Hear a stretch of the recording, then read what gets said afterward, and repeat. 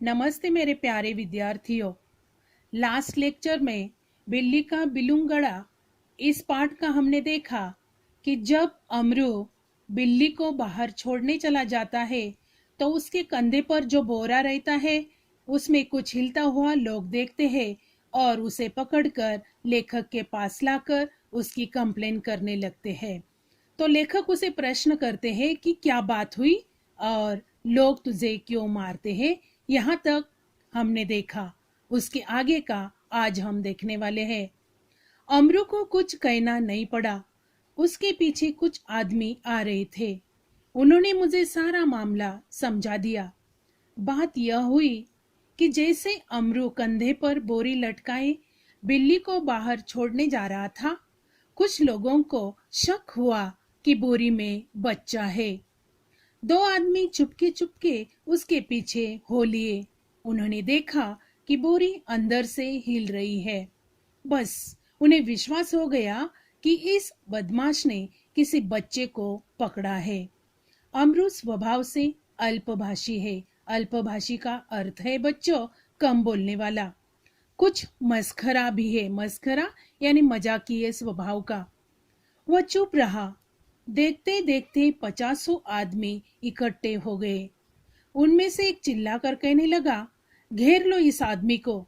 यह बदमाश उसी गिरोह में से है जिसका काम बच्चे पकड़ना है। तो देखो बच्चों, जब आदमी उनके पीछे आते हैं, अमरू को लेकर उसका पीछा करते हैं, तो सब मामला वह लेखक को समझा देते हैं। और दो व्यक्ति ऐसे रहते हैं कि उस बोरी को देखते रहते हैं कि अंदर से कुछ हिल रहा है और फिर उन्हें शक हो जाता है कि जरूर इसने बच्चे को पकड़ा है। और फिर उसे घेरने के बाद एक व्यक्ति कहता है कि यह बदमाश, यह गुंडा, यह चोर उन्हीं समूह में से है जो बच्चे पकड़ने का काम करते हैं। इससे आगे हम देखेंगे। उस जगह से पुलिस थाना भी दूर नहीं था। एक आदमी लपक कर थाने गया और वहां से थानेदार और एक सिपाही को बुला लाया। थानेदार को देखते ही एक उत्साही दर्शक अपनी कुर्ते की बाहें ऊपर चढ़ाते हुए बोला, दरोगा जी, ऐसा नहीं हो सकता कि आप इस बदमाश को चुपचाप यहाँ से ले जाएं और कानूनी कार्रवाई की आड़ में इसे हवालात के मजे लेने दे। पहले इसकी जी भर के मरम्मत होगी। गजब नहीं है कि भरे मोहल्ले से बच्चे उठा लिए जाए। 2 दिन हुए पास वाली गली से एक बच्चा गुम हो गया। देवनगर से तो कई उठाए जा चुके हैं। आप बाद में इसके साथ जो चाहे जो करे।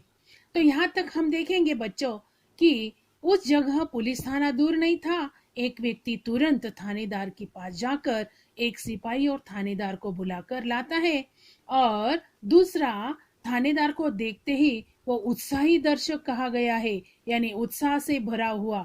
थानेदार को देखकर उसे जोश आ गया। उसने अपने कुर्ते की बाहें ऊपर उठाई और दरोगा से कहता है कि इस बदमाश को अब चुपचाप नहीं ले जा सकते।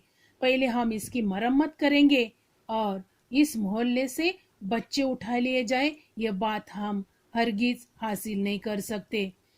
तो इस प्रकार वे बताती भी है कि पास वाली गली से 2 दिन से बच्चा गुम हो गया है और देवनगर विभाग से भी कुछ बच्चे उठाए ले गए हैं।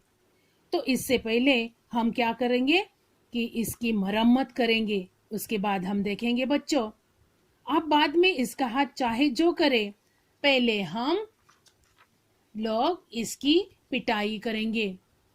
भीड़ में से दसियों ने इस सुंदर प्रस्ताव का समर्थन किया और लोग अमरू को पिटने के लिए मानो तैयार होने लगे। उन दिनों दिल्ली में बड़ी सनसनी फैली हुई थी। नगर के सभी भागों से बच्चों को उठाए जाने की खबरें आ रही थी। 1-2 बार पत्रों में यह छपा कि जमुना के पुल पर कुछ आदमी पकड़े गए जिन्होंने बोरियों में बच्चे बंद किए हुए थे। स्कूलों से बच्चे बहुत सावधानी से लाए जाते थे। पार्कों में और बाहर गलियों में बच्चों का खेलना कूदना बंद हो चुका था। दिल्ली नगरपालिका और संसद में इसी विषय पर अनेक सवाल जवाब हो चुके थे। इसलिए इस मामले में राजधानी के सभी नागरिकों की दिलचस्पी थी। आश्चर्य की इस बात का नहीं कि लोगों ने अमरू पर संदेह क्यों किया, बल्कि इस बात का था कि उन्होंने अभी तक उसकी मार पिटाई शुरू क्यों नहीं कर दी।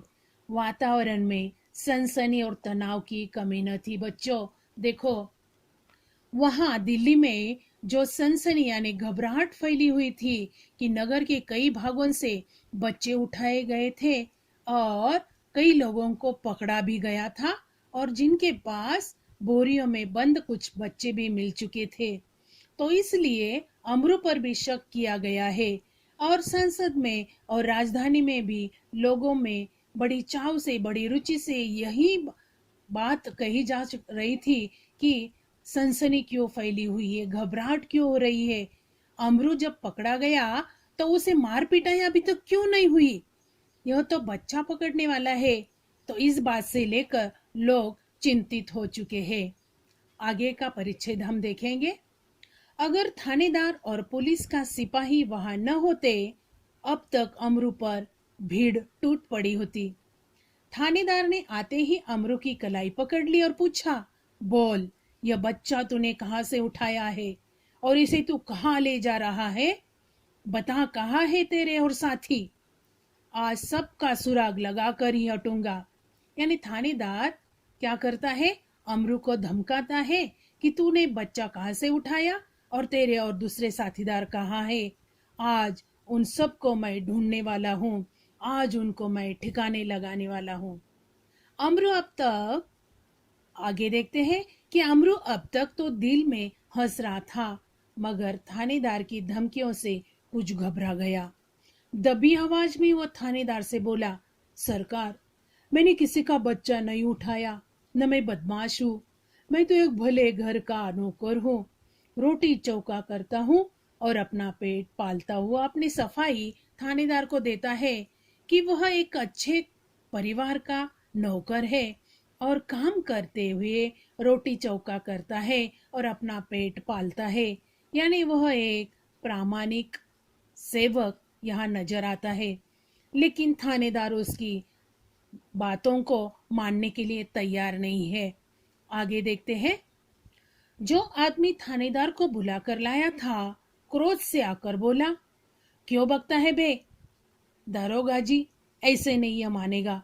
दो चार बेद रसीद कीजिए, यानी इसे चाटा लगाओ, डंडा लगाओ। रसीद करना यानी मारना। दारोगा ने बगल से निकालकर एक बेत अपने हाथ में ली ही थी कि अमरू नम्रता पूर्वक झुका और बोला। यानी दारोगा जी ने उस व्यक्ति की बात सुनकर अपने बगल में जो छड़ी थी, जो लकड़ी थी, जिसे बेत कहा गया है, अपने हाथ में ली और मारने के लिए तैयार ही होने वाला था। तो अमरू नम्रता पूर्वक उसके सामने झुक गया और बोला, क्या कहा, देखो सरकार, आप जितना चाहे मुझे पीट ले, पहले ये तो देख ले कि इस बोरी में है क्या। हुक्म हो तो चलिए थाने चले। यद्यपि थानेदार इस बात पर राजी हो गए थे, पर भीड़ कब मानने वाली थी। लोग चिल्ला उठे, हरगिज नहीं, ऐसा कभी नहीं होगा। हम सब इस आदमी की बदमाशी के गवाह हैं। मामला कभी दबने नहीं देंगे। थानेदार डर गए कि उनकी नीयत पर लोगों को शक हो रहा है। उन्होंने अमरू से कहा, अच्छा, बोरी को नीचे रखो, इसका मुंह खोलो। यानी देखो बच्चों, इस पैराग्राफ में हमने देखा कि जैसे ही थानेदार उसे धमकाता है और मारने के लिए बेत निकालता है, तो वह अपनी सफाई देने को शुरू करता है कि मैं चोर नहीं हूं और मैंने कोई बच्चा भी नहीं चुराया है। अगर आपको देखना है तो यह बोरी मैं थाने में आकर खोल देता हूँ। लेकिन लोगों ने यह बात सुनी तो लोग तैयार नहीं हुए। हरगिज नहीं, उन्होंने कहा कि बिल्कुल नहीं, ऐसा कभी नहीं होगा। इस बदमाश के हम गवाह है।